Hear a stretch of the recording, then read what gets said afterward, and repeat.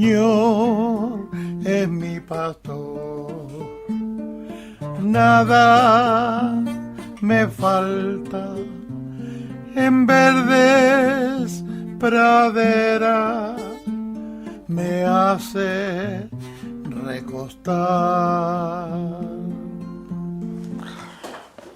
Te alabamos y te bendecimos, Padre Santo. Te pedimos el don de la fortaleza en las persecuciones, en las pruebas, en las tentaciones. Te pedimos bendiciones y protección en estos santos ejercicios, que el poder de Satanás no los embarre, que el poder de Satanás no nos confunda, que no nos engañe. Te pedimos también la gracia del Espíritu Santo, pedimos el don de la oración, pedimos también la intercesión de San Ignacio de Loyola, el que escribió este libro tan maravilloso. Gracias, Señor. Bien, pues estamos en la tercera semana meditando la pasión del Señor y ya en el punto 191 toca muchos temas que los vamos recordando. Hemos visto, pues cómo Jesús lava los pies. Vemos también la última cena, cómo nos da su cuerpo y su sangre como alimento, institución de la Eucaristía, institución del sacerdocio. Y ahora vamos a ir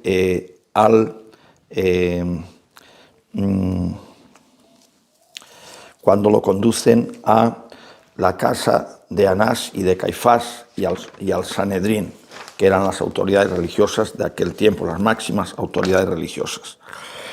Bien.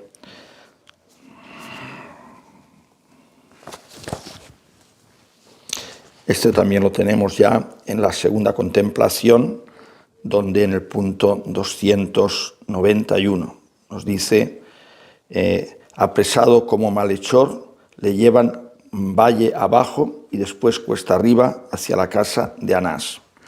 Bien, los pasajes que vamos a meditar y vamos a ir comentando, uno será Juan 18, 12, 26.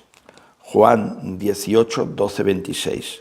Y el próximo, ya lo diré en su momento, pero lo adelanto, Mateo 26, 57 al 75.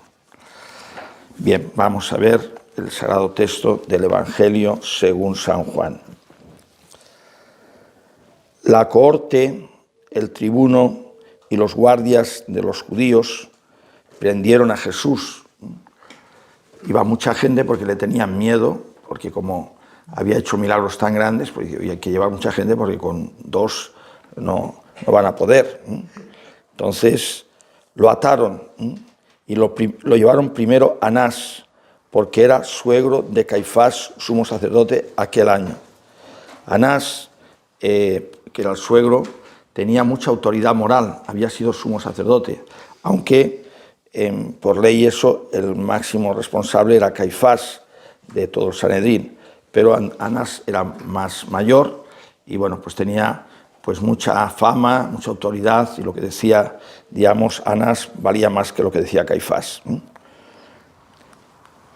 Caifás era el que había dado a los judíos este consejo: conviene que muera un solo hombre por el pueblo. Entonces, como diciendo, hay que cargarse a Jesús y así las cosas se pondrán bien. Pues esto según cómo fue profético, porque por la muerte de uno han venido la salvación para todos, para todo el pueblo, ¿no? Simón Pedro y otros discípulos seguían a Jesús. Este discípulo era conocido del sumo sacerdote y entró con Jesús en el palacio del sumo sacerdote, mientras Pedro se quedó fuera a la puerta. Bien, pues entonces ese discípulo, pues por lo que sea, era amigo y lo dejaron pasar, y Pedro pues pasó con él, porque Pedro es el que, digamos, más valiente, según como que después lo negó, pero bueno.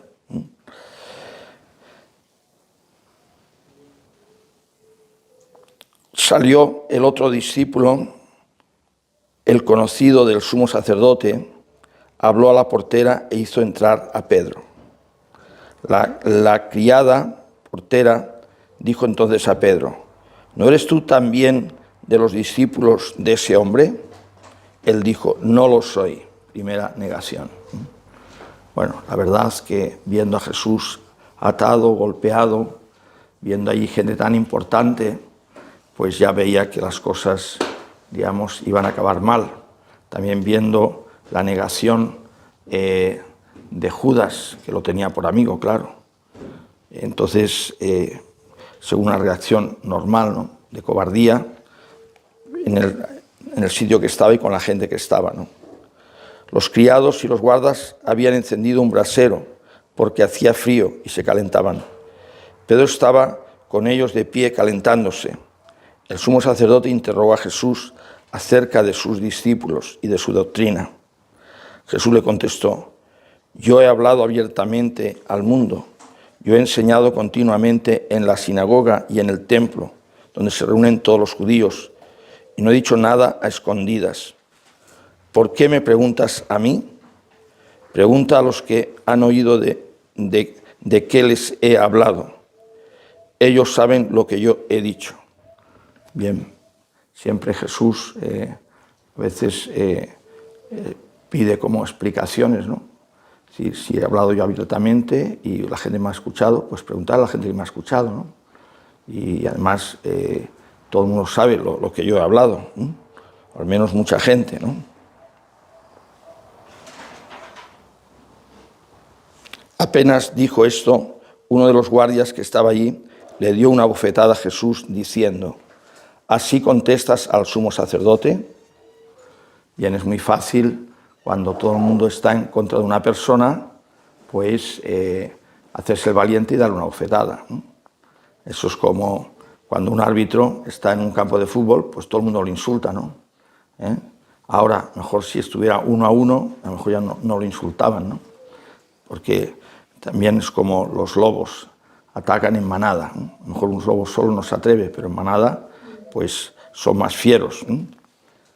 Jesús responde: si he faltado al hablar, muestran que he faltado, pero si he hablado como se debe, ¿por qué me pegas? Aquí puede haber una contradicción, porque Jesús dijo que cuando te peguen una mejilla, pon la otra. Sentido. Pero, ¿cuál sería un poco la explicación? Bueno, es que toda la pasión de Cristo fue poner la otra mejilla. Toda la pasión de Cristo fue poner la otra mejilla. Bueno, pues aquí a lo mejor pues le quiere, digamos, corregir a este cobarde, ¿no? Entonces, uno de los guardias, ¿no? Cobarde porque se atrevió así delante de todos, ¿no? Si a lo mejor estuviera solo no lo hubiera hecho. O estando al lado Pedro, pues saca la espada y lo pincha como una aceituna. Entonces, no se hubiera atrevido. Entonces, Anás lo envió atado a Caifás, sumo sacerdote. Anás es el que tenía pues la autoridad más grande, más moral, ¿no? Simón Pedro estaba de pie, calentándose, y le dijeron: ¿no eres tú también de sus discípulos? Él no negó: no lo soy. Uno de los criados del sumo sacerdote, pariente de aquel a quien Pedro cortó la oreja, le dijo: ¿no te he visto yo en el huerto con él? Pedro volvió a negar y enseguida cantó un gallo. Bueno, pues ya vemos cómo se cumple la profecía de Jesús, como después Pedro lloró amargamente. Pero bueno, al menos se acercó a Jesús, intentó pues estar cerca de él, ¿no? Con mucho miedo, pero a lo mejor los otros ya ni se acercaron. Vamos a ver esta misma escena, pero en otro evangelista. Bueno, vemos Jesús atado, llevado pues como un muñeco, el creador de todo, el rey de todos, el que va a juzgar a los vivos y a los muertos, el que está dando la vida, el que va a morir por esos mismos que le están pegando y acusando y negando. Bueno, pues así como cordero manso, llevado al matadero, no abría la boca, al menos la actitud, hablamos de la actitud. En este caso sí que habla, pero la actitud es de dejarse llevar, ¿no? Porque lo que dice, podía llamar a mi padre que mandara 12 legiones de ángeles. Entonces, el Sanedrín estaba frito, no podía hacer nada, si vienen allí 12 legiones de ángeles. O también simplemente con un pensamiento de Jesús. Un pensamiento de Jesús puede crear este mundo pues 10 veces igual, en un pensamiento, porque Dios es omnipotente. Dios es omnipotente. Bien, nos vamos a Mateo 26, 57 hasta el 75.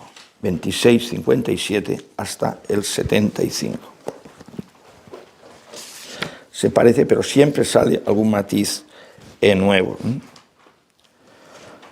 Los que prendieron a Jesús lo condujeron a casa de Caifás, el sumo sacerdote, donde se habían reunido los escribas y los ancianos. También fue pues una reunión de noche extraordinaria. Se ve en la película de Mel Gibson cómo van despertando a la gente. Venga, venid para aquí, que hoy tenemos aquí que reunirnos. A esta hora de la noche, ¿cómo es esto, no? Bueno, pero intentaban hacerlo todo rápido, todo rápido.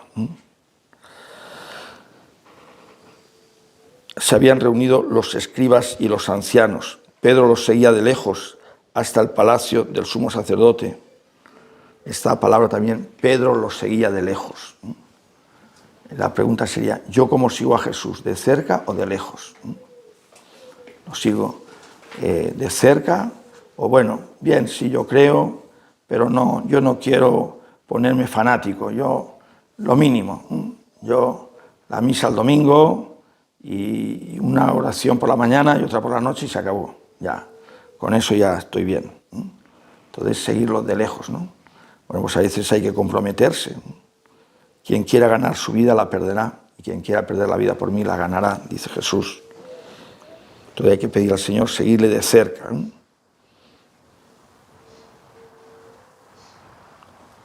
Los seguía de lejos hasta el palacio del sumo sacerdote, y entrando dentro se sentó con los criados para ver cómo terminaba aquello. Los sumos sacerdotes y el Sanedrín en pleno buscaban un falso testimonio contra Jesús para condenarlo a muerte, y no lo encontraban, a pesar de los muchos falsos testigos que comparecían. Se veía mejor que se contradecían o no eran fiables y no podían probar lo que decían, ¿no? Finalmente comparecieron dos que declararon: este ha dicho, puedo destruir el templo de Dios y reconstruirlo en 3 días. Bueno, ya sabemos que se refería a su cuerpo, porque Jesús, su cuerpo es templo del Espíritu Santo, es un templo. Tú también eres un templo, es algo sagrado. En un templo, ¿qué es lo que pasa? Que está la presencia de Dios. El que vive en gracia de Dios, el Padre, el Hijo y el Espíritu Santo viven dentro de él como en un templo.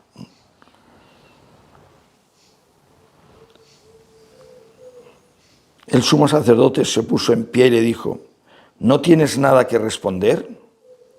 ¿Qué son estos cargos que te presentan contra ti? Pero Jesús callaba. Los silencios de Jesús. Jesús en la tierra calla. Aquí está en el Santísimo, tenemos el Santísimo expuesto. ¿Cómo está? Callando, está callando. Callando. El misterio de Dios. Misterio, la gente muere y no nos cuenta nada de dónde está, qué le está pasando en ese momento. Callaos. Y ahí está la fe. La fe es creer sin oír y sin ver.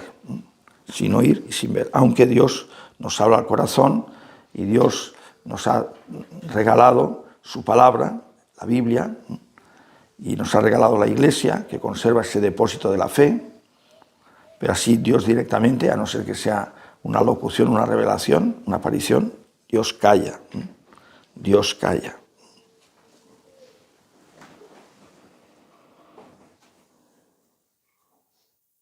Te conjuro, entonces, como callaba, lo va ya a interrogar de una manera, dice, bueno, di ya quién eres tú, ¿no? Como diciendo, ya se acabó de los testigos, se acabó de todo, ahora directamente.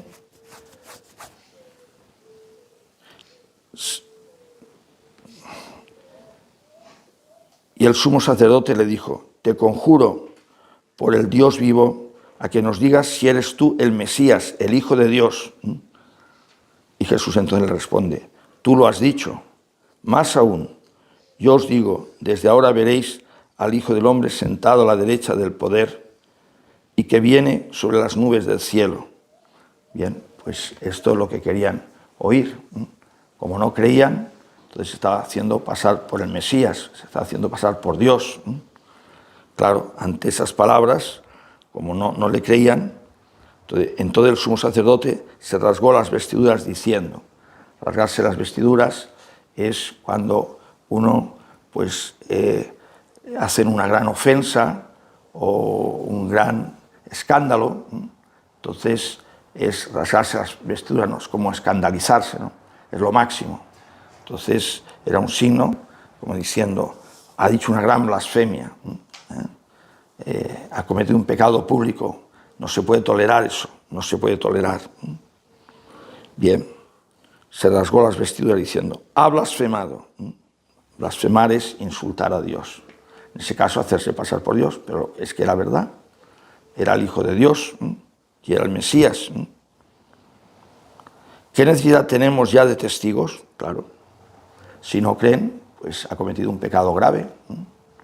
Una persona que en un juicio diga una mentira gorda, pues entonces, bueno, pues ya vamos a estar juzgando a ver si es culpable o inocente. Si ese que estamos juzgando dice una mentira muy gorda, pues dice, pues este es culpable, claro, porque eso sabemos que no es verdad. Mejor nadie vio si él fue el que lo mató o no lo mató. Pero si ya ese que se le acusa dice una mentira muy gorda, dice, no sé, por ejemplo, no, pues yo esa noche estaba trabajando, que soy panadero y trabajo por la noche. Y entonces se ven fotos o un video, una cámara de seguridad, no, por la noche no estaba trabajando de panadero, estaba cerca de donde se produjo el asesinato. Luego ya tiene muchos puntos para que se le condenen, porque si no hubiera dicho, pues sí, estuve por allí, pero yo no lo maté o lo que sea, ¿no?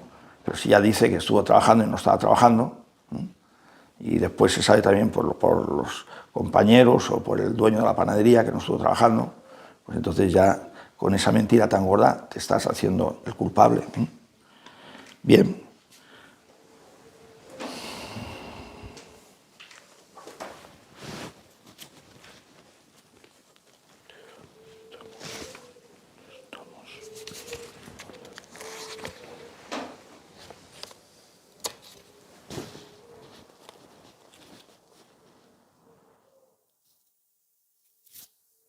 ¿Dónde estamos?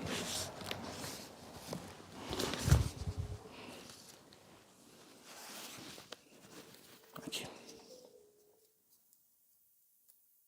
Ha blasfemado. ¿Qué necesidad tenemos ya de testigos?